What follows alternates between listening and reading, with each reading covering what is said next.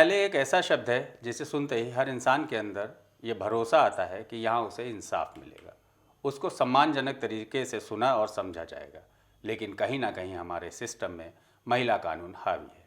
नारी अबला होती है, इसमें कोई शक नहीं है, लेकिन सिर्फ नारी ही अबला होती है, बेचारी और लाचार होती है, ये आज के दौर में कहना गलत है।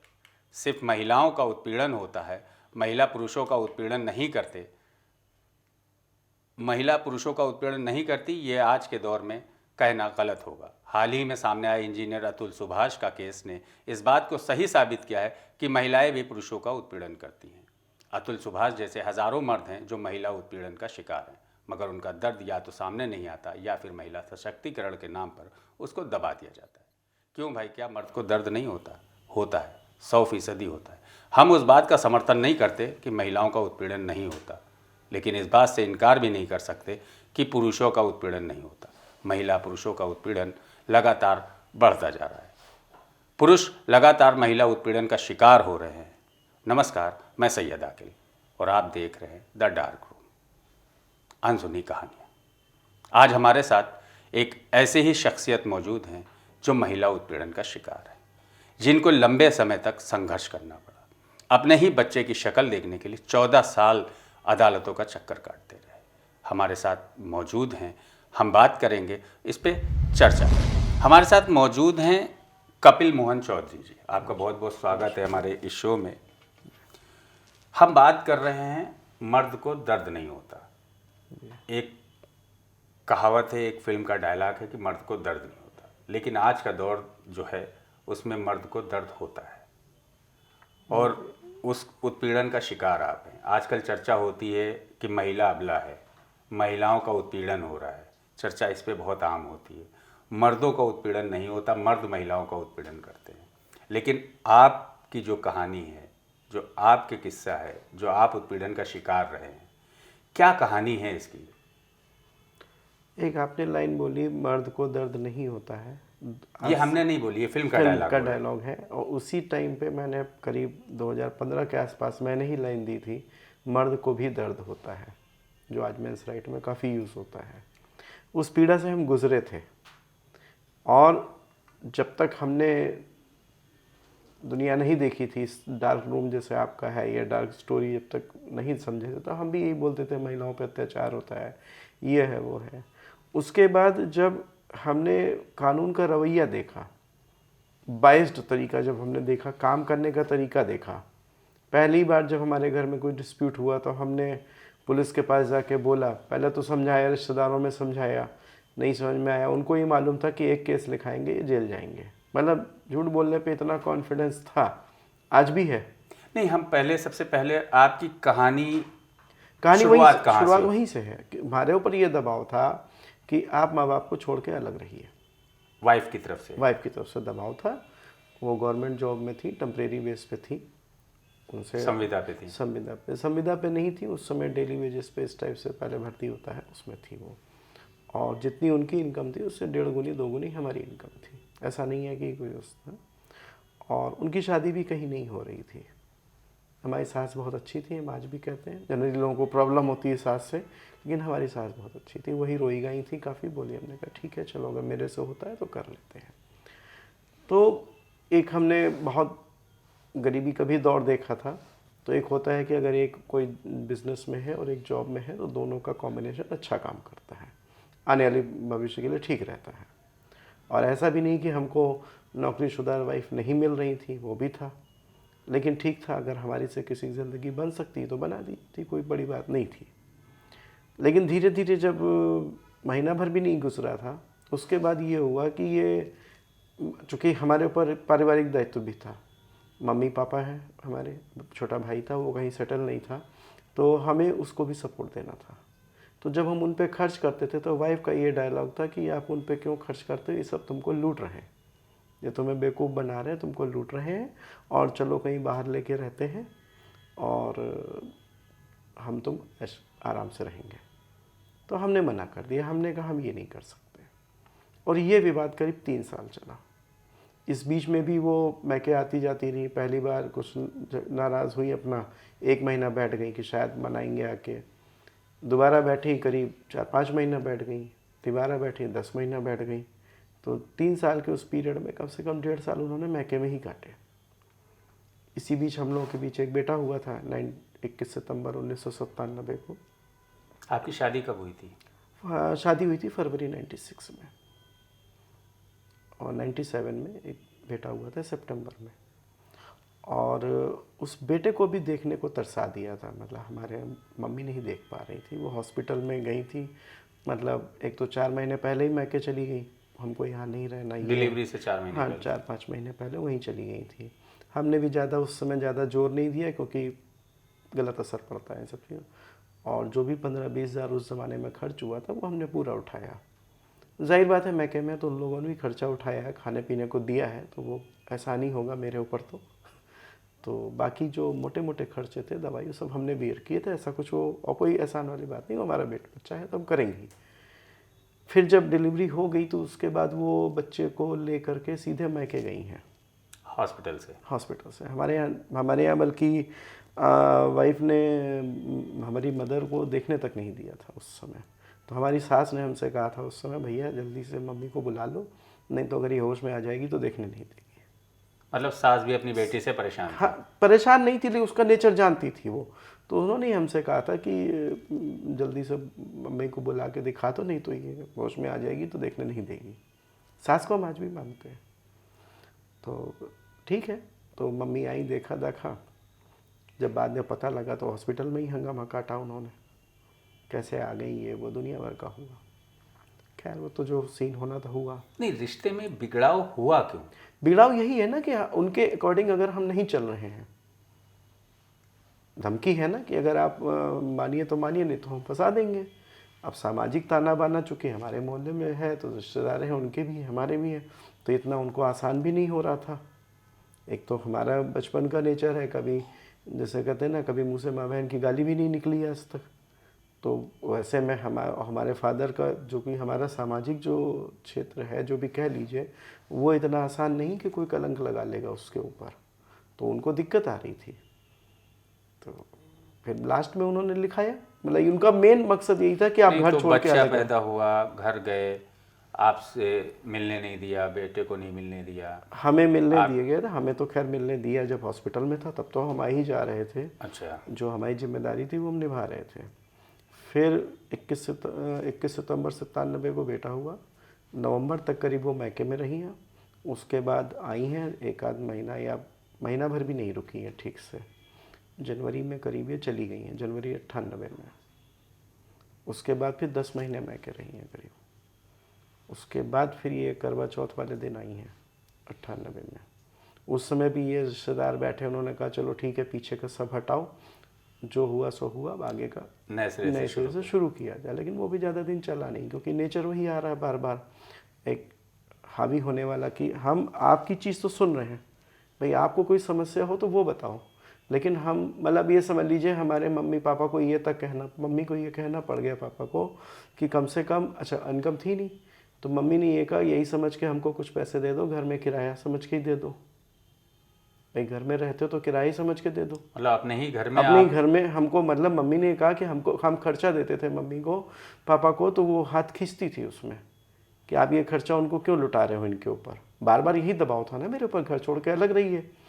तो मुझे याद है कि एक बार ऐसे ही घर में कुछ जो आपकी वाटर लाइन वगैरह की कुछ मरम्मत हुई थी, कुछ घर में कंस्ट्रक्शन काम हुआ था, तो हम मदर को उस समय 1500 देते थे।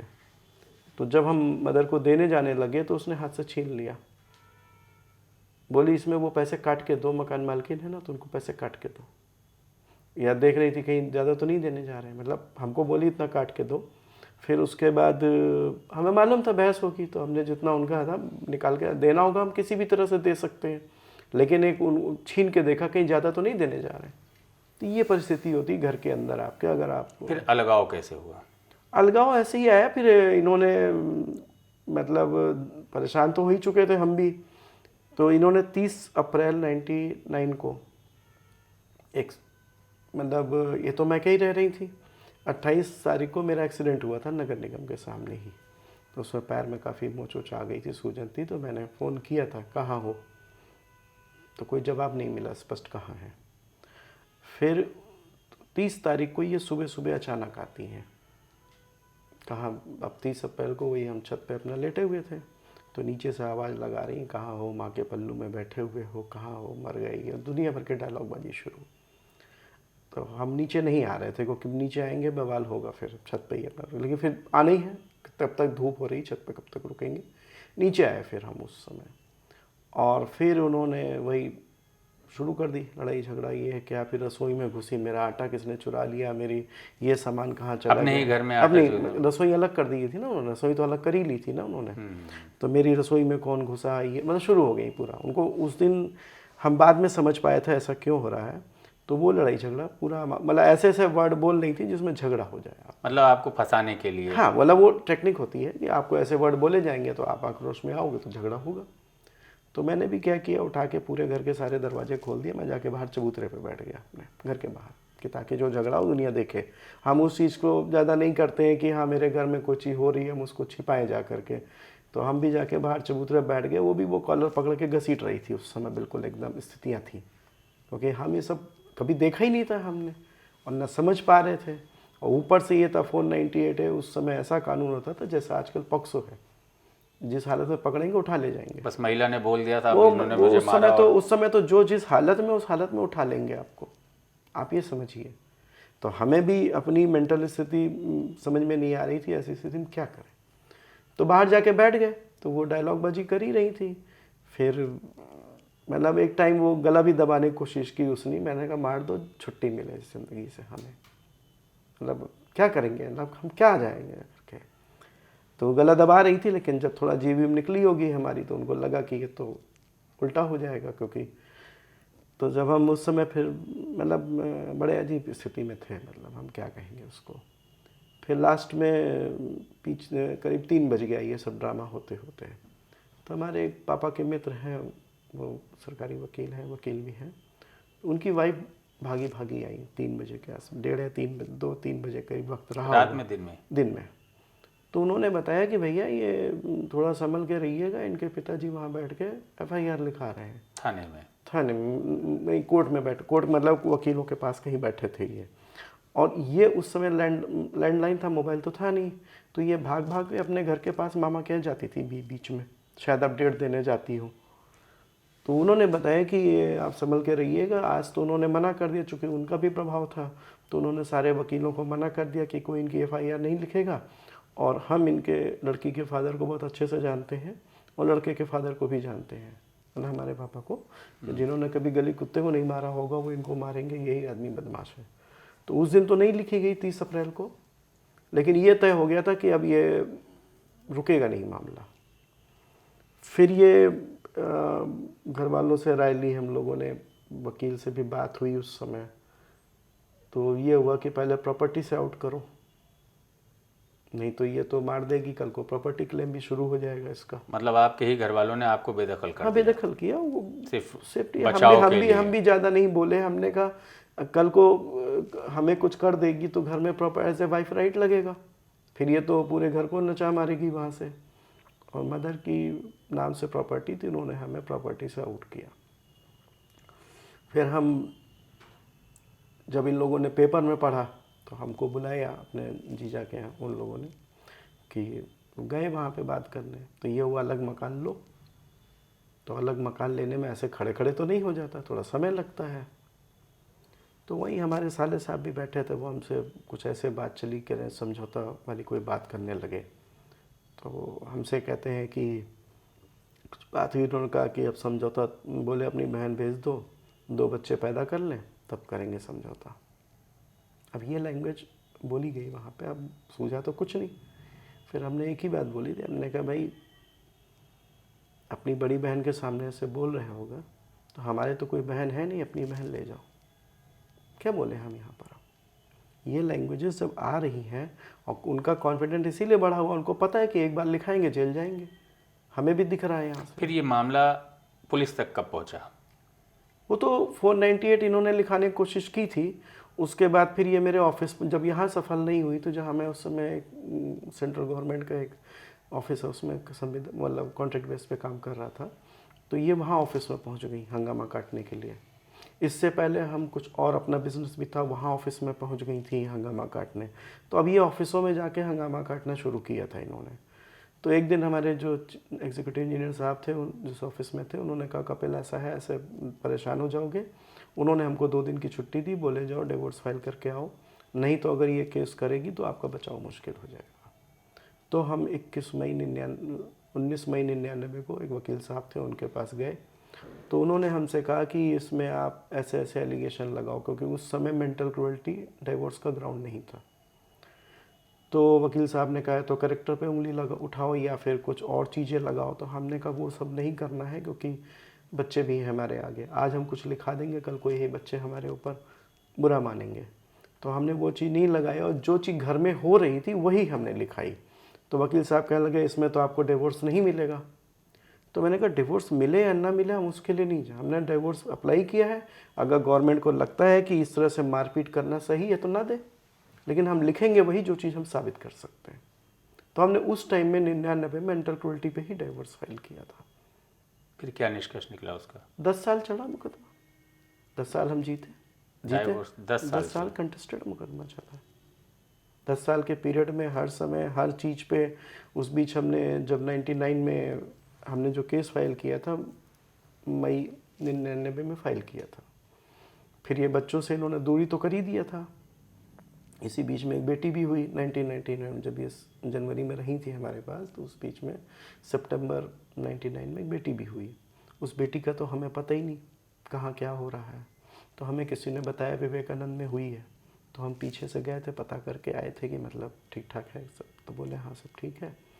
फिर हमें बच्चे नहीं पता कहाँ पढ़ रहे हैं, क्या कर रहे हैं, कैसे पता करेंगे।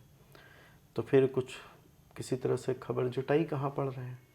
तो एक दिन हम चले गए स्कूल में, नाम नहीं लेंगे स्कूल का, स्कूल में चले गए और इंटरवल में हमने बच्चे को पुकारा, मतलब आया वैसे बोला, तो उन्होंने लाके मिलवा दिया। अब वो बच्चा ऐसे गुमसुम देख रहा था, उसने कभी जाना ही नहीं। तो टीचर मिली, टीचर ने भी यही कहा कि ये तो पापा शब्द जानते ही नहीं, इसको तो नाना या मामा और कुछ आता ही नहीं। अब वो बच्चा समझ लीजिए ज़िंदगी में शायद उसने पापा को पहली बार देखा होगा, गया घर अपने बताया, और जैसे ही उसने बताया तो रात को हमारे साले साहब जो हैं उस बच्चे को रात में करीब 9:30 बजे करीब उसको बुरी तरह से मारे थे। और मार के हमको टेलीफोन, उसमें लैंडलाइन था, टेलीफोन पे हमको सुनाया गया कि अगर आप जाओगे तो ऐसे हरकत होगी। खून पी के आंसू पी के रह गए कि जाके अभी क्या करें हम यहाँ पर, माँ साथ में है, अगर वो माँ ऐसा करवा रही है तो हम क्या करते हैं वहाँ जा कर के, जाएँ झगड़ा करें, जाएँ एक और मुकदमा लिखवा लें अपने ऊपर। एक मुकदमा लिखने का मतलब होता है जमानती। आपके इस मामले के केवल 12 मुकदमे लिखे गए?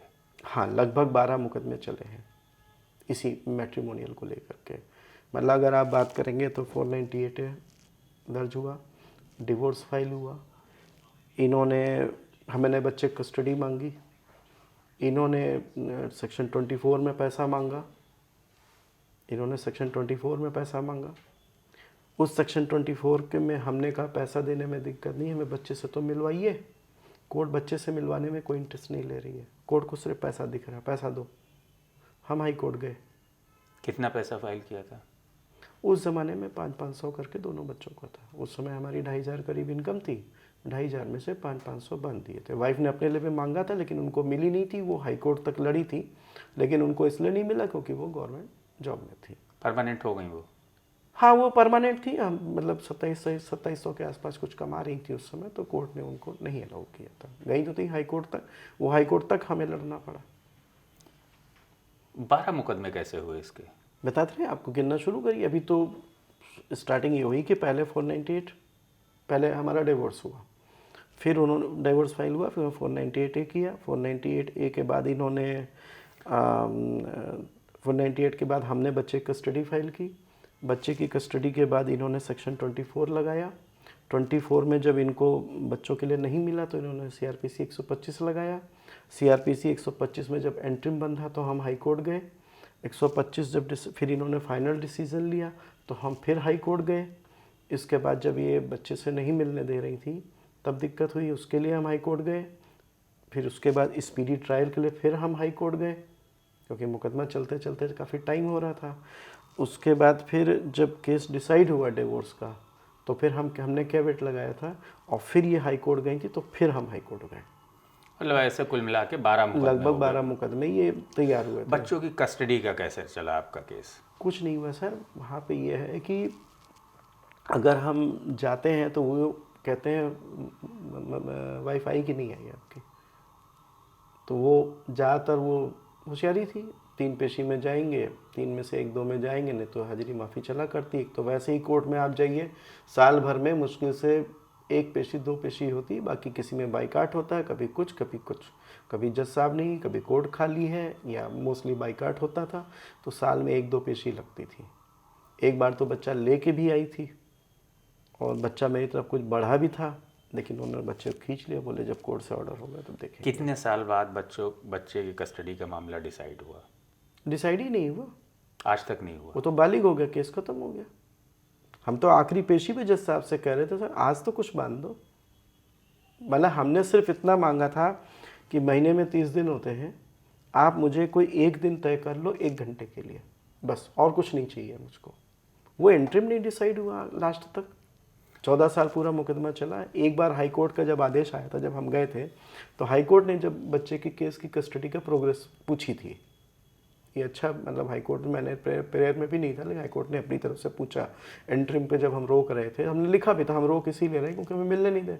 तो हाई कोर्ट ने जब प्रोग्रेस के लिए पूछा था, तो उस समय 7 जुलाई 2006 को 1 घंटे के लिए बच्चे से मिलवाया था, दोनों बच्चों से। उस समय हमने अपनी 7 साल की बेटी को पहली बार देखा था, 1 घंटे। और उतनी देर हमारे ससुर बैठे घड़ी देख रहे थे, 1 घंटा कब ओवर, और बीच में टोक रहे थे, इतना टाइम बचा है, इतना टाइम बचा है। मतलब आपको 29 साल लगभग हो गए इस चीज़ को, अगर टोटल माने हम। हाँ, 96 से लेके। नहीं, बच्चे बाद में 2019 में आए हैं, वो अलग स्टोरी है, फिर कैसे आए वो बात की बात है। अच्छा। हमारी मदर की डेथ हुई थी, और बीच में कभी रिश्तेदारों में कहीं कोई फंक्शन वंक्शन हुआ। 19 में तो बच्चे बालिग हो गए, तो 19 में बच्चे बालिग हो गए थे अपनी मर्जी से। फिर बेटे को हमने कैसे खोजा है, मतलब वो फुटबॉल का अच्छा प्लेयर था, तो उसको फिर मैंने किसी उनके दोस्तों के जरिए फेसबुक से कहीं किसी तरह से एड्रेस निकाला, फिर उसको किसी तरह संपर्क किया, तब जा कर के वो मेरे को टच में आया। उसके बाद फिर बेटा बोला, एक दिन हम उसके स्कूल गए थे रिज़ल्ट, क्योंकि हम बच्चे का ये ज़रूर देखते थे क्या नंबर आ रहे हैं, कैसे क्या है। तो ऐसे ही स्कूल गए थे देखने, तो वो हमको वहीं मिल गया इत्तेफाक से। तो उसने कहा पापा घर आइए। तो हमने कहा अच्छा, हम एक बात और है वो बाद में बताएंगे। तो हमने कहा ठीक है। तो हम लोग 2 लोग थे बाइक से, तो उसने कहा आप आइए, मैं शॉर्टकट से चल, पास में ही स्कूल था। घर पहुँचे, बेल बजाई उसने, हम पहले ही पहुँच गए थे, वो आया बाद में, बेल बजाई, पता लगा उसको अंदर कर लिया। उसके बाद वो निकला ही नहीं। 10 मिनट हमने वेट किया, नहीं मिलने दिया। तो मतलब अपने ही बच्चे से मिलने के हाँ, लिए आप नहीं, वो नहीं, 19 साल यहाँ चलिए, ये तो जो लड़की कर रही सो कर रही है, कोर्ट क्या कर रहा था, क्या डिसाइड, मतलब हमने यहाँ तक कह दिया कि सर जज, मतलब जज आप है या वो है, नहीं डिसीजन, मतलब आखिरी तक वो, चूंकि बच्चे बालिग हो गए हैं इसलिए वो मुकदमा खत्म हो गया। लेकिन कोर्ट ने इस 14 सालों में ये डिसाइड नहीं किया कि एक फादर को 1 घंटे के लिए भी मिलने को दे दिया जाए। तो वक्त ने पहिया थोड़ा बदला है। कहा तो ये जाता है कि पुरुष महिलाओं का उत्पीड़न करते हैं। सर देखिए, पुरुष हो या महिला हो, क्राइम कोई भी करता है। महिलाओं को छूट क्यों मिल रही है? वो रो लेती हैं अच्छे से, हम रो नहीं सकते। पुरुष क्यों नहीं रो सकते? रोते हैं तो हंसी का पात्र है। आप रो के देखिए, अभी आपकी हंसी उड़ जाएगी। आप किसी तकलीफ को कह के देखिएगा। हम गए तो थे, पहले तो हम ही गए थे ना अलीगंज थाने, चांदगंज चौकी पे। हमने कहा था हमारी वाइफ ये ऐसा ड्रामा कर रही है, इससे पूछिए इसको चाहती क्या है ये। तो पुलिस आई थी घर में, उसने यही कहा, मुझे उसका नाम याद है, इंस्पेक्टर था उस समय आया था, महिपाल सिंह तरार नाम था। उसने कहा कि भैया बाकी सब ठीक है, आपकी वाइफ तेज है काफ़ी, और ये जैसा कह रही है तो वैसा करो। आपकी तो हम, मतलब वो तो हमारी तो लिख ही नहीं सकते, समझिए। तो बोले आप इसको किसी तरह मना लो, कहीं अगर ये हमारे पास आ गई तो इसकी FIR लिखने पे हम मजबूर हैं, हो जाएंगे। नहीं, हमारे समाज में सिस्टम कहाँ जा रहा है आखिर? अतुल सुभाष का केस सेम लगभग है आपके जैसा ही, उसी तरह से वो उत्पीड़न का शिकार हुआ। जब उनसे बर्दाश्त नहीं हुआ तो उन्होंने एक वीडियो बना के शेयर किया, उसके बाद उन्होंने सुसाइड कर लिया, जिसके बाद चर्चा शुरू हो गई देश में कि पुरुषों का भी उत्पीड़न हो रहा हो। सर अतुल सुभाष जैसे हर कोर्ट में इंडिया के बैठे हुए हैं। अतुल सुभाष एक पढ़ा लिखा आदमी था। सोचिए जिसने वो वीडियो बनाया होगा वो उस समय नहीं मरा था, उसको वो पहले ही मर चुका था। वो तो अपनी समझ लीजिए व्यथा लिख रहा था, उसको सबूत के साथ पेश करना होता है ना। अगर कोई बात कहनी है तो उसके डॉक्यूमेंट देने होते हैं या उसको डेट वाइज लिखना पड़ता है, तो वो उस चीज़ को ढो रहा था, रोज़ मरता था वो। ऐसे अतुल सुभाष के इस बात के लिए आ गया मामला क्योंकि अतुल सुभाष ने उसको पूरा लिखा है। यहाँ रोज़ वीडियो आते हैं, रोज़ बनते हैं, वो कहते हैं मैं पत्नी से परेशान हूँ, फांसी लगा लेते हैं, ट्रेन के आगे लेट जाते हैं। कभी वो ये नहीं बता पाते कि सिस्टम दोषी है, उनको लगता है पत्नी दोषी है। जबकि हम आपको सही बताएं, अगर औरतों को सही से समझा दिया जाए तो ये कैसे, और सही बताएं, महिला जाती है वो कभी ये नहीं लिखाती कि दहेज मांग रहे हैं, मारते पीटते हैं। वो हमेशा ये लिखाती घर में ये झगड़े हैं।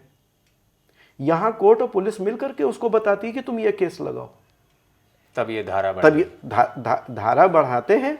और उनका अभी एक जस्टिस जिंगरा साहब का हम इंटरव्यू देख रहे थे, वकीलों का ये कहना है कि जिस क्रूएल्टी पे हाई कोर्ट का डिसीजन आ चुका है, सुप्रीम कोर्ट का, हम उस हिसाब से यहाँ एलिगेशन लगाते हैं। मतलब घर के झगड़े से कोई मतलब ही नहीं है उनको, पूरी कहानी को ही मोड़ दिया, पूरा कहानी अलग ही होती है। और सब सारे वकीलों के पास एक फिक्स ड्राफ्ट रखा हुआ है। इवन कॉपी पेस्ट करते समय कभी कभी वो ये भी भूल जाते हैं इस लड़की का ससुर शादी के 3 साल पहले ही मर चुका है, वहाँ ससुर भी छेड़ रहा होता है। बहुत सारे मुकदमे हैं क्योंकि कॉपी पेस्ट है। आप देश की न्याय व्यवस्था पर सवाल उठा रहे हैं। सब पूरा उठा हुआ है और हमारी भी गिनती जिंदा में मत गिनिए, वो जहाँ चाहे टांग ले। 25 साल से मेरा आज भी केस चल रहा है, 498 है, अभी डिसाइड नहीं हुआ? नहीं, अभी भी चल रहा है। 24 साल तक तो सरकार की गवाही चली है। 24 साल, 5 गवाह गुजारने में इन्होंने 24 साल लगाए हैं।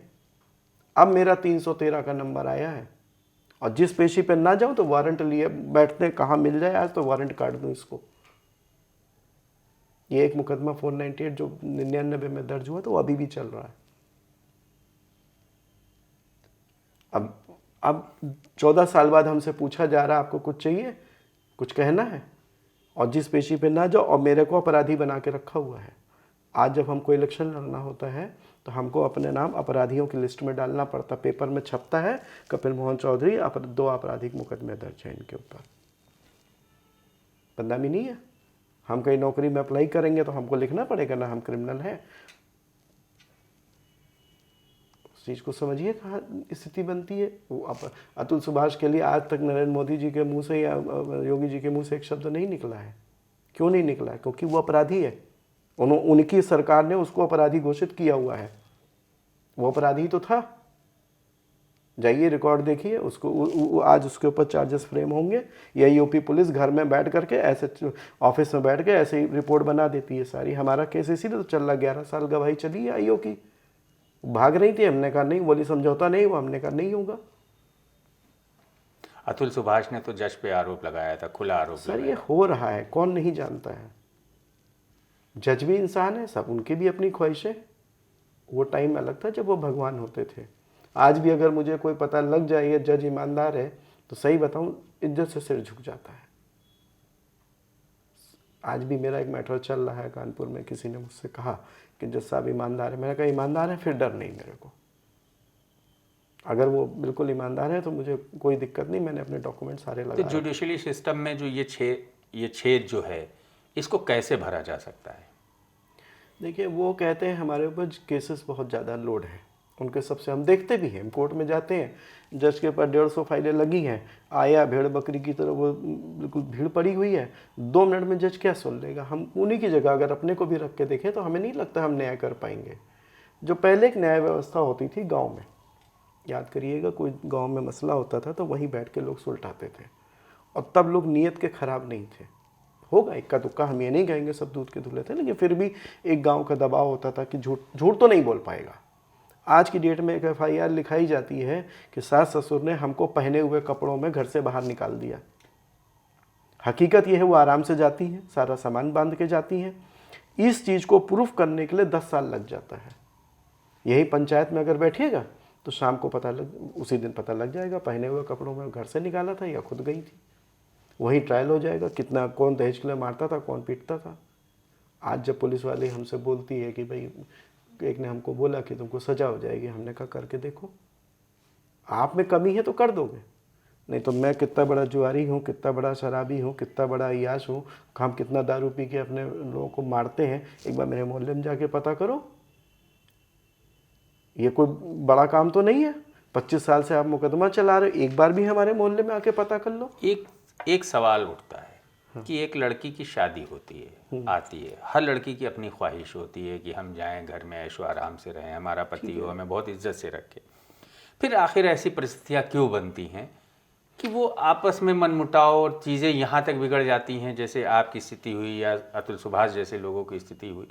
ये स्थिति इस लेवल पे कैसे चली जाती है? आपस का कम्युनिकेशन गैप रहता है, पारिवारिक तनाव रहता है, किस चीज़ की यहाँ पे आती है? क्योंकि आपने फेस किया है इसको, तो आप अच्छे से जानते हैं। उसमें ये है कि पहले जब सिखाया जाता था कि आपको ससुराल जाना है और वहाँ ऐसे रहना है, ठीक है, और लड़कियों का भी ये रहता था कि भाई ख्वाहिश तो सबकी होती है, भाई हर लड़की ख्वाहिश है पति मेरे हिसाब से चले, ठीक, और सब जैसा कहूँ वैसा चले। अब इस चीज़ में रोड़ा कौन आता है? आदमी तो बाहर है घर में, भाई हस्बैंड क्या है नौकरी पे, ससुर भी अपना नौकरी पे, जहाँ कहीं है, टकराव होता है महिलाओं में। वो जो सास पहले से उस घर में बैठी है और जो नई आई है वो, अगर दोनों मिल के चलें तो ठीक है। अगर बहू ये चाहती मेरे हिसाब से चले, सास कहती मैं पहले से बैठी हूँ उस घर में तो मेरे हिसाब से चलेगा। झगड़ा अक्सर में घर में औरतों में ही होता है। तो इस झगड़ा का जो ये झगड़ा महिलाओं में ही होता है, ये बिल्कुल सही बात है कि घर में झगड़ा औरतों से शुरू होता है। और जहाँ पे मायके का दखल ज़्यादा ससुराल में हो जाए वो सबसे ज़्यादा वो फिर ट्रेनिंग कैंप अपना हो जाता है, वो ट्रेनिंग कैंप हो जाता है। लड़की ससुराल को अपना घर क्यों नहीं समझ पाती है? ऐसा नहीं कि सब नहीं समझती, फिर हम कहेंगे अभी ऐसा नहीं बिगड़ा, लेकिन उसकी संख्या घट रही है। समझती इसलिए नहीं है क्योंकि धीरे धीरे जब आज की डेट में मान लीजिए कोई लड़की पढ़ी लिखी है, सपोज करिए MBA किए हुए है या पढ़ी लिखी है, उसको लगता है कि हम चूल्हा चौके में क्यों खट रहे हैं, आज का जो परिस्थिति ये बन रही है, वो कहती है हम जॉब करेंगे।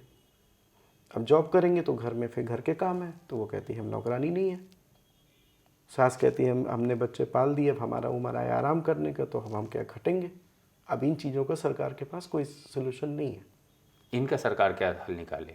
तो उन्होंने जो फैमिली ढांचे में जो तब्दीली की है तो इसका है सोल्यूशन है, लेकिन अब वो अभी हम बोलेंगे तो वो हंसी हो जाती है कि जिस समय ये घर जो होता है ना, ये भी एक डेडिकेशन मांगता है। आपको शादी करके अगर नौकरी करनी है, घर चलाना है, तो बेशक फिर शादी करके आप लड़का विदा करा के लाइए। घर में 1-2 आदमी चाहिए ही होते हैं जो डेडिकेटेड चाहिए। मतलब अगर लड़की को शादी नौकरी करनी है तो लड़का विदा करा के लाओ। बिल्कुल अपने घर में आपका प्रॉपर्टी राइट है, बिल्कुल वैसे ही रहिए जैसे लड़के रहते हैं, कोई गलत नहीं है। कानून ने कोई मना भी नहीं किया आपको। आप कमा रही हैं 20-25 हज़ार 40 हज़ार जो कमा रही हैं, हस्बैंड भी तो वही करते हैं, और अपने माँ बाप की सेवा कर भी लोगी आप, सास ससुर का झंझट खत्म है आपके सामने। लेकिन होता क्या है कि वो नौकरी, अब उनको नौकरी भी करनी है, उनकी अर्निंग उन्हीं, हमारे यहाँ भी यही मैटर हुआ। हम वाइफ की सैलरी नहीं लेते थे। हमारा जो उस समय पर्पस ये था कि हम बिजनेस में थे, हम घर का खर्चा पूरा चलाते थे। हमारा थोड़ा एक नेचर है, हम लेडीज़ की कमाई पे जल्दी नहीं है, लेकिन हिसाब रखते थे। भाई पैसा तो घर का ही है ना, हम सारा पैसा हाथ खोल के खर्च कर रहे हैं, और जो सेविंग है वो उनकी सैलरी जब रख लेते थे अपना उसमें अकाउंट में, ऊपर ऑफिस से उतरती थी, सेकंड फ्लोर पे ऑफिस, फर्स्ट फ्लोर में बैंक, जमा करके घर आओ, जो खर्चे देने वो हम दे रहे हैं यहाँ से। वो बाकायदा उसका रजिस्टर मेंटेन था, क्योंकि शुरू में जब ये बात आई तो कितना खर्चा, मैंने कल लिख लो, तो वो खर्चे होते थे। तो वो जो वाइफ की जिससे इनकम होती है वो सेविंग में रखी है हमने एक तरीके से। 2 साल बाद पता लगा वो सेविंग है ही नहीं, वो तो सब लिए बैठे। तो अगर हस्बैंड वाइफ में तालमेल अच्छा है तो ये बहुत अच्छी चीज़ है। लेकिन घर जो हम बार बार आपसे कह रहे हैं, घर जो होता है ना वो मांगता है समय, और लेडीज़ें पहले होती थी वो करती थी काम। हम ये नहीं, और लोग आजकल ये मैसेज दे रहे हैं कि जो लड़कियां घर में घर का काम करती हैं वो बेकार हैं। ये मैसेज और डाल दिया गया पीछे से, यानी वो औरतें बेकार हैं जो घर में चूल्हा चौका कर रही वो बेकार हैं और जो बाहर नौकरी कर रही वो अच्छी। ये मैसेज और डाला जा रहा है पीछे से, तभी तो लड़कियां कह रही हैं हम घर में चूल्हा तो नहीं करेंगे। आपने करीब मान के चलें अगर आज की डेट तक हम 29 साल तनाव झेला, अभी भी चल रहा है, अभी भी तनाव में आप, अब तो इस तनाव से आप कैसे लड़े 29 साल? 29 साल एक लंबा अरसा होता है, आप जवानी से लेके आज तक लड़ रहे हैं। शादी के बाद शायद मैट्रिमोनियल तो ख़त्म हो गया है। आपको परिस्थिति बता दूं अभी क्या हुआ, 2019 में हमारी मदर एक्सपायर करी थी, तो मैंने उनको फ़ोन किया था कि भाई कुछ भी हो दादी है, पोते को बुलाने के लिए मैंने फ़ोन किया था। उससे पहले भी मैंने कहा ना, जस्ट 2017 के 18 के आसपास बच्चे से मुलाकात हो गई थी, तो फिर मैंने मैसेज दिया था, तो आई थी, वो भी आई थी, बच्चे भी आए थे। कुछ इत्तेफाक ऐसा हुआ, उनके मैके में ही डिस्प्यूट स्टार्ट हुआ। अब उनको अपने मैके से ही बाहर निकाला गया था, तो किस मुंह से उन्होंने हमसे कहा होगा, हमसे बोली किराए का मकान कहीं अरेंज कर दो। तो फिर मैंने बताया नहीं, क्यों, बाद में बताया उन्होंने, मुझे अपने ले जाए। तो उन्होंने एक प्लॉट खरीद रखा था इंदिरा नगर में, तो हमसे कहा था कि इसको, ओके अब शादी तो हमारी सेकंड हो चुकी है, बच्चा भी है, तो कोई वापसी हो तो बात ही नहीं है। तब उन्होंने हमसे जिस मुंह से कहा, हमने कहा ठीक है, फिर ठेकेदार वगैरह, पैसा उन्हीं का लगा है, मेरा नहीं लगा है, उन्हीं का लगा है। तो मैंने ठेकेदार वगैरह दे के पूरा 2-3 मंजिल इनका बनवा दिया, पूरा कैसे सब करके। तो उसी बहाने ही सही कम से कम मुझे मेरे बच्चे देखने को मिले। आज की डेट में बच्चों से बात होती है, अब वैसी दिक्कत नहीं है, लेकिन अब वो बच्चे बचपन से कटे हुए हैं तो उतना मिक्सअप नहीं हो पाते हैं। वो मिक्सअप नहीं हो पाते जो एक फादर का लगाव होना चाहिए, बेटे और पिता हमारा का है, लगाव, वो नहीं हो जो पा रहा है। फाइनेंशियली हम कर सकते हैं, दे सकते हैं, प्रॉपर्टी राइट है उनका, वो देना ही देना है मुझे, उसमें कोई वो नहीं है। वो तो हम बुला के पूछते हैं, जहाँ लेना हो ले लो, कोई वो नहीं है। तो आपने दूसरी शादी की? हमने 2009 में मेरा डिवोर्स हुआ था। हमने 2 साल इसीलिए वेट किया कि शायद मुझे बच्चे देखने को दे दो तो मैं शादी मत करूं। 2010 में मैं बहुत सीरियस बीमार हुआ था, मुझे लगा मैं नहीं बचूंगा, और उस स्थिति में भी मुझे बच्चे देखने को, कि तब कस्टडी का मुकदमा चल रहा था उस समय, कुछ ऐसा था, तब भी उसने देखने को नहीं दिया। तो मुझे लगा, फिर 2 साल बाद मैंने फिर शादी करी। 2 साल बाद। आज की स्थिति क्या है घर की आपकी? घर की स्थिति ये, सेकंड वाइफ हमारी बहुत अच्छी है, मतलब आज तक एक बार भी झगड़ा नहीं है, और उस औरत ने जितना भी मेरी माँ के लिए किया शायद उतना हम भी नहीं कर पाएंगे। बहुत देखभाल की है। आज मैंने भी कार वार खरीदी थी, उसी के नाम खरीदा, प्लॉट भी खरीदा, उसी के नाम खरीदा। ठीक है, घर में है तो फिर ठीक है, और आगे ज़िंदगी में क्या होगा मुझे नहीं पता। कभी धोखा भी मिला तो चलिए, उसने जितना किया हम ये मान लेंगे कि उसने किया है हमारे लिए। आपको डबल एक्सपीरियंस हुआ, हाँ, महिला उत्पीड़न का हाँ, भी दोनों और तरफ महिलाओं है। का प्यार, और उनका फिर वो फर्स्ट वाइफ भी लगभग लाइन पर ही है, लेकिन आज दोनों बच्चे बाहर चले गए नौकरी करने, आज घर में अकेली है, पूछिए क्या होता है। तो कुछ चीज़ें हैं। अब उनको पछतावा न होता है बात करने की? पछतावा करने से क्या फ़ायदा, अब जब वो टाइम निकल गया तो अब क्या करेंगे। अब ये है कि दोस्ताना बातचीत है, आज भी परसों भी कुछ बात हो रही थी, ऐसी बात होती है फ़ोन पे। अब इस समय हम घर नहीं जाते हैं, देखिए हमको भी बच के चलना पड़ता है, हम उस घर में उस समय नहीं जाते हैं जब घर में कोई ना हो। अब जब तक बच्चे थे तो हम चले गए थे, अब आज की डेट में मुझे अभी आँख का ऑपरेशन कराया, लेकिन मैं नहीं जा रहा हूँ, पता नहीं कब कौन सा सीन पलट जाए, कौन सा इल्ज़ाम लग जाए। आपने इतना दर्द झेला कि आप मर्दों के दर्द को उठाने के एक मुहिम पे चल पड़े हैं।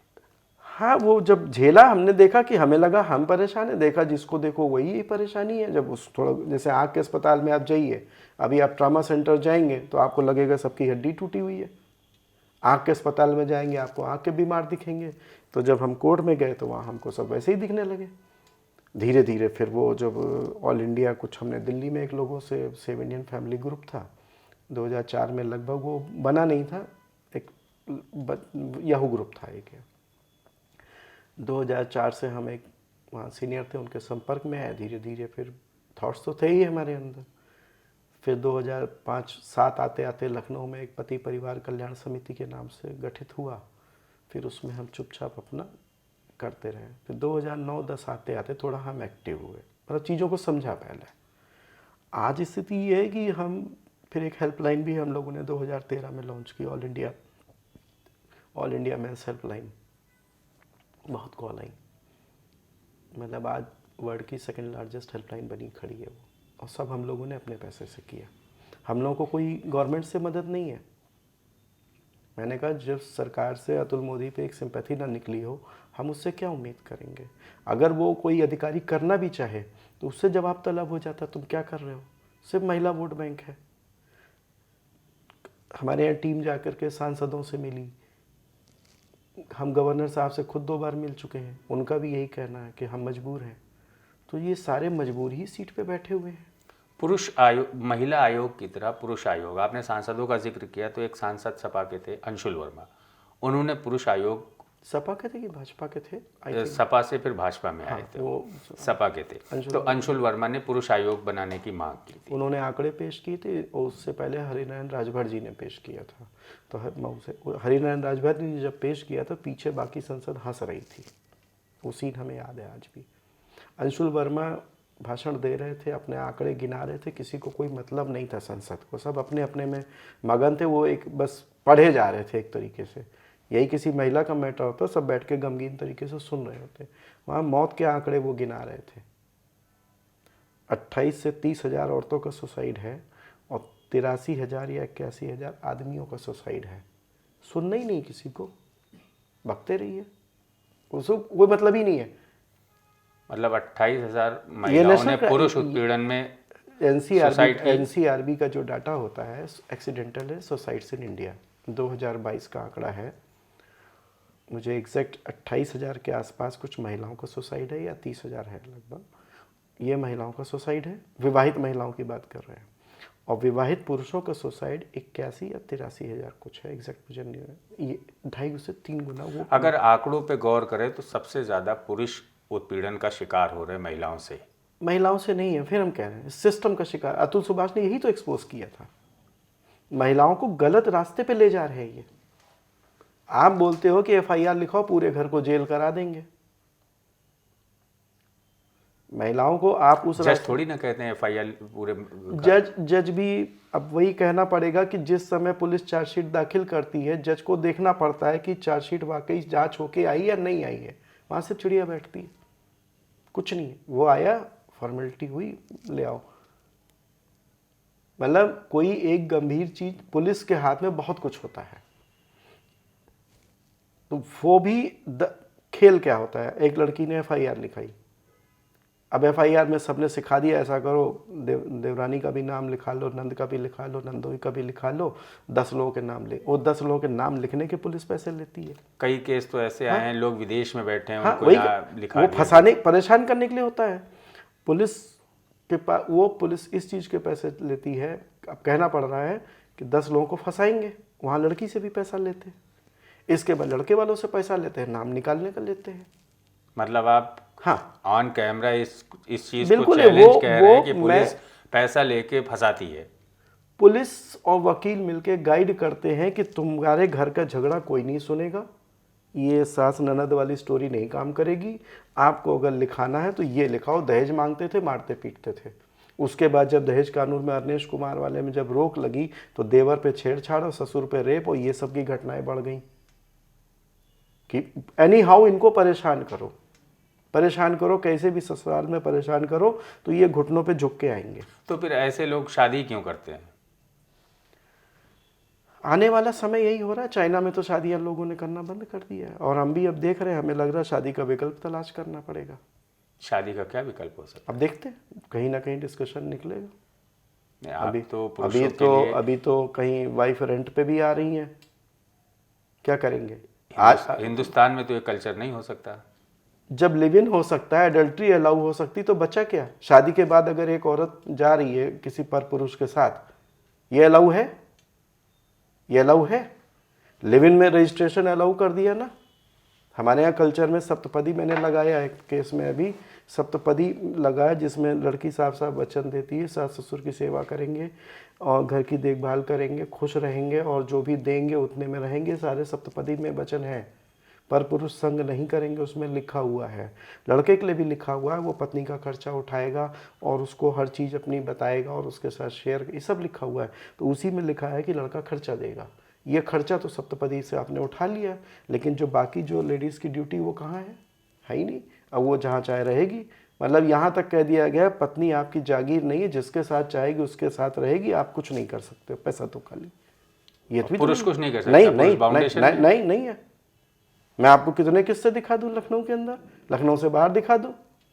पत्नी प्रेमी के साथ घर में बैठी हुई है, पति सड़क पे खड़ा है, पुलिस के पास जाइए, पुलिस कहती है हम कुछ नहीं कर सकते, बोले कानून है। तो सारा अभी मैंने प्रोग्राम किया था प्रेस क्लब में, उसका नाम ही रखा था शादी के अपराधी। आप कोर्ट में जाते हैं, जज सिर्फ इतना देखते हैं तुमने शादी की है कि नहीं,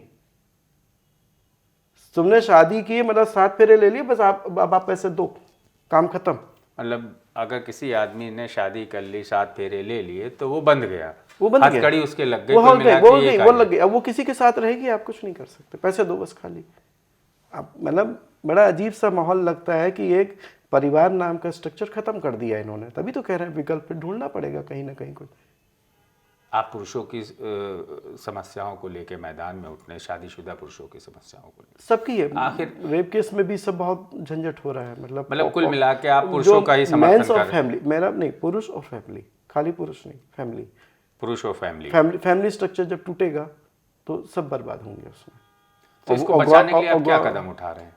जब सरकार नहीं बचा पा रही तो आप क्या कदम उठाएंगे? सर देखिए, हम जब इस विषय को लेकर गवर्नर साहब से मिले थे तो उन्होंने कहा कि हम मजबूर हैं, अगर आपको लगता है तो जाइए पब्लिक में आइए और चुनाव लड़िए, जीतिए, कानून ठीक कर लीजिए। अब हम आदमी, हम क्या जाने क्या होता है। हम तो एक बहुत ज़्यादा एनजीओ के रूप में अपना थोड़ा बहुत काम, एनजीओ भी ऐसा नहीं है कि वो कोई सरकारी फंडिंग वाला हो, अपने ही पैसे से हम लोग लेके चलाते रहे हैं। उसमें हम लोग जो अनिश कुमार का जजमेंट आया वो हम ही लोगों के एक टीम का हिस्सा था। अभी जो उसके बाद आपका अभी मैरिटल रेप लड़ा जा रहा है, मैन वेलफेयर ट्रस्ट उसको लड़ रहा है, वो हम ही लोग की टीम रही है। वहाँ से एज ए एनजीओ हम लोग जुड़े हैं, आज भी जुड़े हैं, काम करते हैं। यही वो ऑर्गेनाइजेशन है जो इस को रोके हुए है। हम लोग अपने पैसे से लड़ रहे हैं। सोचिए वो जो मैन वेलफेयर ट्रस्ट में अमित लखानी जी लड़ रहे हैं, उनको कौन सा मिलने वाला है, उसमें कोई पैसा मिलने वाला है उनको? सिर्फ वो इस देश सेवा हर तरीके, इस तरीके से भी की जा सकती है। अतुल सुभाष केस में आप लोग क्या कर रहे हैं? अतुल सुभाष केस में हम लोगों ने, ठीक है, कैंडल मार्च निकाला, श्रद्धांजलि दी, वो अलग है, लेकिन और अतुल सुभाष न बने, हमारा फोकस उस पर है। अतुल सुभाष केस ने एक आपको जगाया, देश को झंझोरा। उसने कई घंटे का, मतलब 1 घंटे 20 मिनट का करीब उसने वीडियो बनाया ही इसीलिए था कि उसको पता था कि हम अब अगर वो जिंदा रहते बनाता तो आज उसके ऊपर कंटेम्प्ट ऑफ कोर्ट से लेके और न जाने क्या क्या हो जाता। तो हम चाहते हैं मरे ना इंसान और लड़े। अभी मैंने एक लड़का और मरने जा रहा था, मैंने उससे कहा मरोगे नहीं तुम। अतुल सुभाष से पहले ही तो उसके ऊपर उसकी वाइफ 6 दिन की शादी है सर। 6 दिन की शादी में वो लड़का सोनभद्र डिस्ट्रिक्ट का था, मेरे से टच में रहता था, कोई हेल्पलाइन थी तो मेरे पास टच में रहते हैं लड़के। तो उसने कहा भैया ना आ रही है ना कोई जवाब है। 2 साल बाद गया मनाने के लिए, 1-2 महीना रहा तो एक बेटा भी हो गया। उसके बाद वो उसके 2 साल बाद, 1.5 साल बाद उनकी वाइफ 5 साल बाद कोर्ट में मुकदमा लेके आती है, हमें पैसा दिलाइए। तब मैंने तो वो उठा के, पता था सुनना है नहीं कोर्ट, तो मुझे पता था सुनना नहीं है, तो वो नोटिस को वापस कर रहा था। तो मैंने कहा वापस नहीं करोगे, अब लड़ोगे कैसे, ये बता रहा हूँ। तो मैंने कहा था नोटिस नहीं वापस करोगे, नोटिस रिसीव करो, पहली पेशी से लड़ना शुरू करना पड़ेगा। तो पहली पेशी से हम लोग लड़े। उस लड़की ने 80,000 रुपये इनकम बताई थी उसकी, कि साहब ये 40,000 रुपये की नौकरी करता है और 40,000 रुपये इसको खेती से आते हैं। ये पिटीशन आई है कोर्ट के अंदर उसकी। तो हमने कहा अगर हम झूठा साबित करेंगे तो बहुत टाइम लगेगा। और आपको बता दें, रजनीश वर्सेस नेहा की एक गाइडलाइन आई थी 2020 में, जिसमें लड़की और लड़का दोनों से एफिडेविट लिया जाता है। चूँकि लड़की केस फाइल करती तो पहला एफिडेविट उसका आता है। तो लड़की ने वही बताया था, 80,000 रुपये खेती से कमाते हैं, सॉरी 80,000 कुल कमाते हैं, 40,000 नौकरी से, 40,000 खेती से, 10 बीघा ज़मीन से 40,000 रुपये महीना बंदा कमा रहा है। ये पिटीशन लेके आई थी और वो खुद काम कर रही थी पिटीशन का, वो चीज़ उसने छुपा ली, झूठा एफिडेविट फाइल किया उसने। हमने वो नब्ज़ पकड़ ली, हमने कहा यहीं से लड़ेंगे। हिंदुस्तान में बहुत लड़ने वाले लोग नहीं, लोग बचने चाहते हैं। हमने कहा बचने की चिंता मत करना, खा जाओगे, तुमको नहीं बचोगे। उस दिन मैंने पहली पेशी पे लिख दिया कि साहब ऐसा है 80,000 बता रही है, 40,000 जो खेत, नौकरी तो कर नहीं सकती मेरी जगह, फिलहाल जो है ये 40,000 रुपये जो खेत है 10 बीघा, उसने 10 बीघा लिखाए थे। हमने कहा ये खेत जाके ले ले, आज से हो गया ना इक्वल टू हस्बैंड स्टेटस। 35,000 उसने मांगे थे, हम 40,000 का खेत दिए दे रहे, जाओ करो जा करके।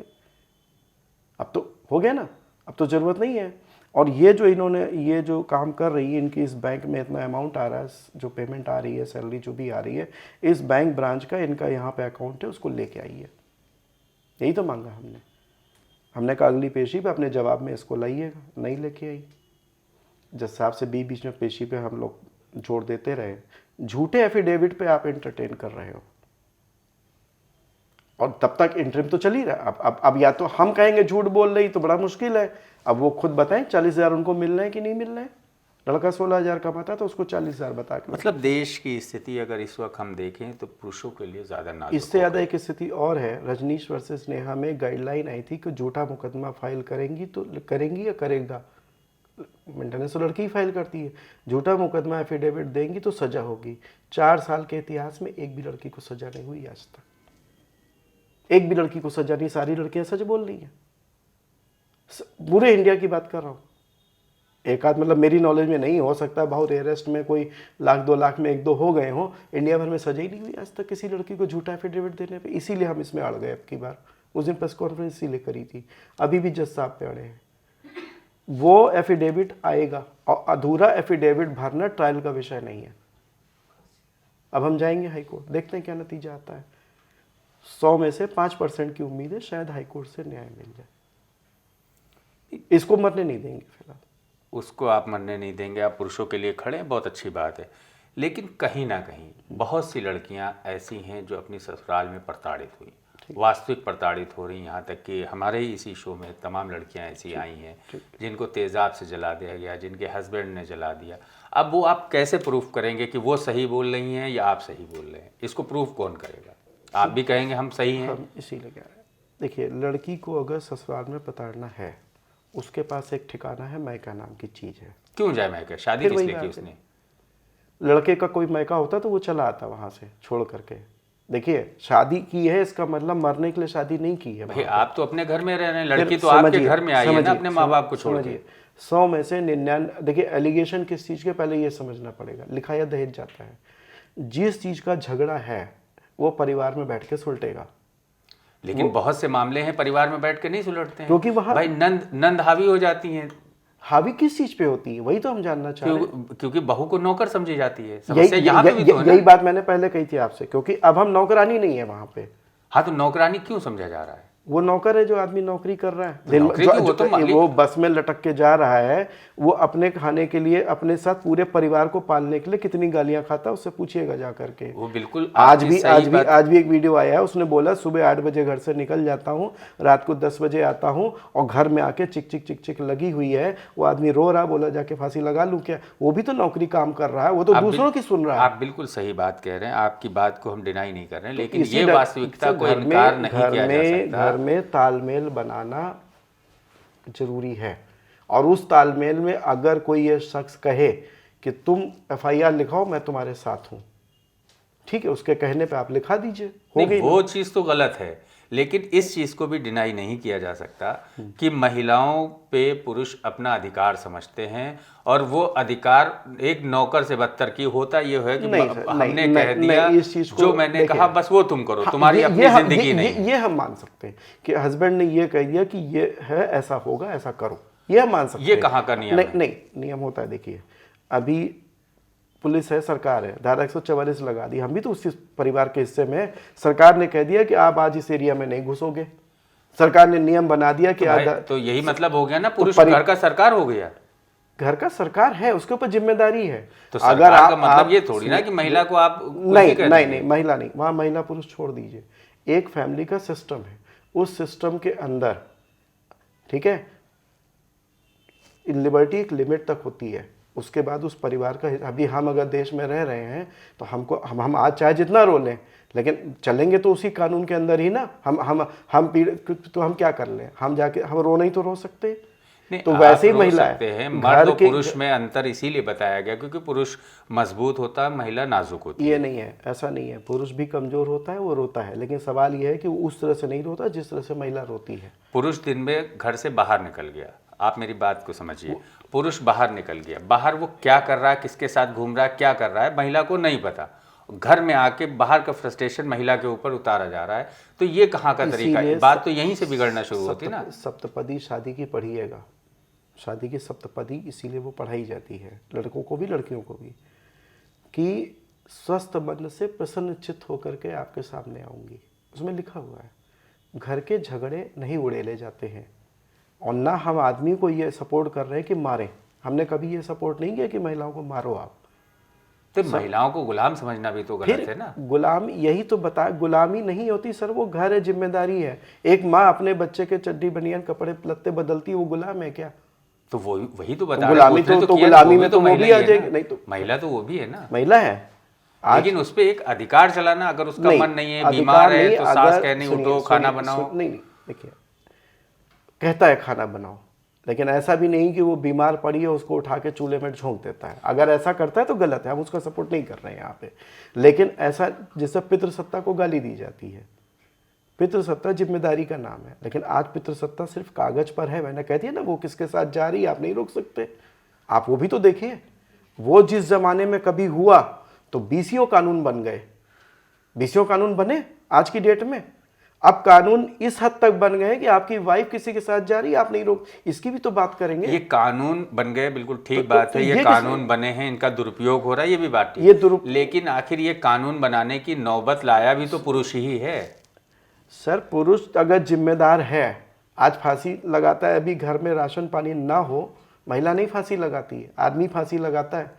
कृष्ण जाइए महाराष्ट्र में, जब किसान जब फांसी लगाता है, आप बताइए कितनी महिलाएं फांसी लगाती हैं और कितने जेंट्स फांसी लगाते हैं। जेंट्स के अंदर ये फीलिंग होती है कि आज मैं परिवार नहीं पाल पा रहा हूँ, मैं फांसी लगा रहा हूँ। तो आदमी क्यों फांसी लगाता है फिर वहाँ पे? क्योंकि वो मानता है कि मेरी जिम्मेदारी है और मैं पूरी नहीं कर पा रहा हूँ, इसलिए वो फांसी लगा लेता है। और मरते मरते बीमा, कहिए बीमा भी इसीलिए कराता है। वो आपको नहीं दिख रहा है किसी को। LIC जैसी कंपनियां कैसे खड़ी हैं? पुरुष यही तो देखता है कि साहब मैं तो मर जाऊंगा, मेरे बाद इस भी ये पक्ष किसी ने नहीं देखा। नवरत्न कंपनी में खड़ी LIC। ठीक है, आपकी बात बिल्कुल सही, जिम्मेदारी है पुरुष की तो वो निभाता है। सही और गलत कोई भी हो सकता है, हम इसीलिए उस बायसनेस में नहीं जाना चाह रहे हैं।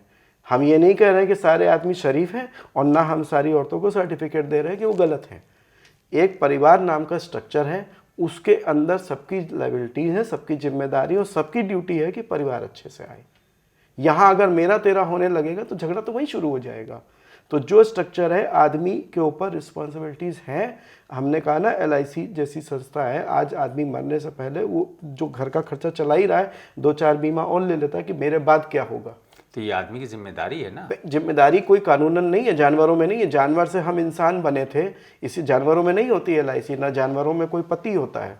ठीक है ना, इंसान है ना, तो इंसान तो की तो महिला को अगर एक महिला, अगर हम बात करें जानवरों में, मादा जो होती है 4 बच्चे पैदा करेगी तो चारों को वही पालती है। ये हमारा इंसानी समाज है जिसने महिलाओं को घर नाम की एक चीज़ दी कि आप इसमें रहिए। और बहुत बड़ा टॉपिक है, उसमें आएगा। महिला 9 महीने की प्रेगनेंसी लेती है, ठीक है, उसको सुरक्षा चाहिए, उसको खाना पानी चाहिए। ये इसी परिवार इसीलिए बनाया गया। ये परिवार एक कुल होता है, हम लोगों ने सब बना रखा है, एक परिवार का ढांचा है। ये ढांचा उस महिला के ही घर आने से होता है। उस महिला की सुरक्षा की जिम्मेदारी अगर हमारे ऊपर है, अभी आपके घर में कोई बात हो जाए तो जेल आप ही जाओगे, महिला चाहे जो कुछ करे। नहीं, बिल्कुल आपकी बात सही है। अगर महिला ने कह दिया तो वो पत्थर की लकीर हो गई, उस पर कार्रवाई होती है। लेकिन कहीं ना कहीं ये भी सच है कि महिला 9 महीने बच्चे को पेट में पालती है। पुरुष अगर उसको पाल ले, आप पुरुष महिला की बराबरी करने की बात कर रहे हैं कि महिला पुरुषों का उत्पीड़न हो रहा है, लेकिन जो दर्द महिला झेलती है वो पुरुष कभी नहीं झेल सकते, ये भी सच है। सर मैंने इस चीज़ से इनकार नहीं किया है कि महिला दर्द नहीं झेलती है। मैंने फिर कहा कि उस महिला को, चलिए जैसे मान लीजिए कोई जानवर है, थोड़ी देर के लिए, उसमें तो कोई बाप नहीं होता है, वही मादा जाएगी, बच्चे को पाले पोसेगी, दूध का जो खाए पी वही तो करेगी। आज इस मानव सभ्यता में क्या हुआ, फादर नाम की एक चीज़ दे दी गई कि वो एक हस्बैंड वाइफ का रिश्ता है, उसमें वो पिता है, पिता के ऊपर ये लायबिलिटी शुरू हो जाती है कि ये बच्चा पैदा हुआ है, इसीलिए तो इंसान है ना, इसीलिए इंसान है ना। तो इंसानियत में अब ये इंसानियत का दूसरा तकाजा मत लीजिए कि बच्चा पैदा कर लिया किसी और से और पैसा देगा ये, अब यहाँ तक आ गया है मामला कि बच्चा आप किसी और से पैदा कर लो, जाके पैदा हम बच्चे से मिलने भी नहीं देंगे, आपको पैसा देना है। नहीं, तो ये स्टेज गलत जो, है। जो ये है, जो आप बात कह रहे हैं, ये अपनी जगह हो सकता है, कुछ एक आध केस नहीं हो, सर, नहीं उसको सर, ये परसेंटेज बढ़ता जा रहा है और ये इस हद तक बढ़ रहा है। मैंने कहा ना, अब सबके सब जबान पे यही है कि महिला जो घर में काम करती है वो नौकरानी वर्ड आ गया है। ये नौकरानी वर्ड ही उन्हीं को डिग्रेड करता है, इसीलिए वो जाती है नौकरी करने भागती है, कहती मैं नौकरा, यही जो वर्ड है ना। हमने जब चुनाव लड़ा था तो हमने उस समय कहा था कि आप उस महिला को पैसा देते हो जो पति पे FIR लिखाती है, ठीक है ना, और हम उस महिला को सम्मानित करेंगे अगर पति की डेथ के बाद अगर वो ससुराल में रह के सास ससुर की सेवा कर रही है, हमारी नज़र में वो महिला ज़्यादा महान है। करोड़ों महिलाएं ऐसी हैं। हाँ, तो वो महान है, आप उनको गुलामी में नहीं कह सकते। हम आज भी उन औरतों के समर्थन में खड़े हैं, कुछ वो घर जोड़ने के लिए। जैसे एक शरबत होता है ना, शरबत में अगर पानी और चीनी अपना अस्तित्व ढूंढने लगे तो शरबत कभी नहीं बनेगा। आज का जो सामाजिक ताना बाना है वो कहीं ना कहीं, जो माहौल है, फिल्में हैं या और चीज़ें हैं, महिला सशक्तिकरण के नाम पे जो अधिकार मिल रहे हैं, कहीं ना कहीं उससे डिस्टर्बेंस हो रहा है। इससे इनकार नहीं किया जा सकता। महिलाओं में अधिकार बढ़े हैं, महिलाओं के विवाद भी बढ़े हैं और पुरुष महिलाओं के उत्पीड़न का शिकार भी हो रहे हैं। अधिकार इसलिए दिए गए थे ताकि उनके अंदर ये फीलिंग ना हो कि कहते हैं हमारे साथ कोई जाति हो रही है, हमारे साथ कोई नहीं, सुरक्षा है। इस पुरुष समाज ने ही उनको सारे कानून बना के दिए हैं। ये किसी, अगर आप पे तो अब जब कानून दिए तो यहाँ कोई नहीं बोल रहा है कि पुरुष समाज ने ही उनको बना के दिए। पुरुष आयोग के लिए आपका क्या कदम उठ रहा है? पुरुष आयोग के लिए देखिए सर, लगना पड़ेगा, और आयोग इतनी जल्दी बनेगा भी नहीं जो माहौल दिखता है, क्योंकि सब तो ये समझते हैं पुरुषों को दर्द नहीं है। महिला दिवस मनाया जाता है, पुरुष दिवस कोई जानता ही नहीं है। पुरुष दिवस में अगर हम किसी अधिकारी को बुला लेना, आने से कतराता है। मतलब सामाजिक स्थिति ये है कि अभी हम किसी को बोल दें कि सर आज मेंस डे है, चलिए कुछ भाषण दे दीजिए, नहीं साहब वो मेरे को मत बुलाओ। वुमेंस डे पे फोटो खिंचा के अपने फोटोग्राफर लेके जाके फोटो खिंचाएगा, तो है ना। ऐसा भेदभाव क्यों? यही तो जानना चाहते हैं हम भी। कभी आपने अधिकारियों से जानने की कोशिश पूछा? कहते लफड़े में नहीं पढ़ना चाहते। मतलब पुरुषों में आएंगे तो लफड़े में पड़ेंगे? बिल्कुल पड़ जाएंगे, उनसे जवाब तलब हो जाएगा। अभी हम मेंस कमीशन की बात कोई अधिकारी मुँह से कह के देख ले, उसके ऊपर 10 सवाल नोटिस आ जाएंगे। चलिए, आपने काफ़ी ज़िंदगी में संघर्ष किया, 29 साल लगभग आप अभी भी मानसिक तनाव झेल रहे हैं। हमारे दर्शकों के लिए आप क्या कहना चाहेंगे? जो बस अब यही कह सकते हैं कि समय बदल गया है, परिवार बर्बाद होने के कगार पे खड़े हैं। जो लॉ बन रहे हैं सिर्फ और सिर्फ वुमेन सेंट्रिक बन रहे हैं, और ये जो लॉ बन रहे हैं इनको अगर ठीक से नहीं ठीक किया गया, क्राइम को क्राइम की तरह से देखा जाए, ना कि मैन और वुमेन की तरह से, शॉर्ट में कहना चाहेंगे। और परिवार नाम का स्ट्रक्चर टूट रहा है, जितनी जल्दी हो सके जो बिगड़ा है उसको ठीक कर लीजिए, और नहीं तो आने वाले समय में बहुत कुछ बिगड़ते ही दिखाई देगा। मैरिटल रेप अभी लड़ रहे हैं हम लोग सुप्रीम कोर्ट में, अभी तो दहेज के लोभी कहलाते थे, आने वाले समय में बलात्कारी कहलाएंगे आप लोग। ये थे कपिल मोहन चौधरी, जिन्होंने अपने वैवाहिक जीवन में लगभग 29 साल संघर्ष किया, 29 साल मानसिक उत्पीड़न झेला, और इस स्थिति में पहुँचे कि पुरुषों की लड़ाई के लिए इनको आगे आना पड़ा। इन्होंने पुरुषों के समर्थन के लिए और फैमिलीज़ को बचाने के लिए एक NGO बनाया, जिसके थ्रू ये उसके मदद कर रहे हैं। इस तरह के केसेस जो अदालतों में जाते हैं, उनके बचाव के लिए खड़े होते हैं, उनका पक्ष लड़ने के लिए खड़े होते हैं, हर तरह से ये लड़ते हैं। इन्होंने अपने ही बच्चों को शक्ल देखने के लिए लगभग 25 साल इंतज़ार किया। 7 साल बाद जो है लड़की की शक्ल देखी। कहीं ना कहीं अतुल सुभाष का केस आप लोगों को याद ही है, हाल ही में सामने आया था, महिला उत्पीड़न का शिकार हुए थे। उसके बाद वो केस देश में चर्चा का विषय बना था।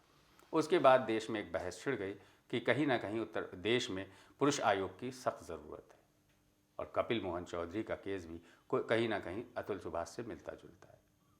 अगले हफ्ते हम फिर हाजिर होंगे एक इसी तरह की नई कहानी लेकर। तब तक आप बने रहें श्री न्यूज़ के साथ। नमस्कार।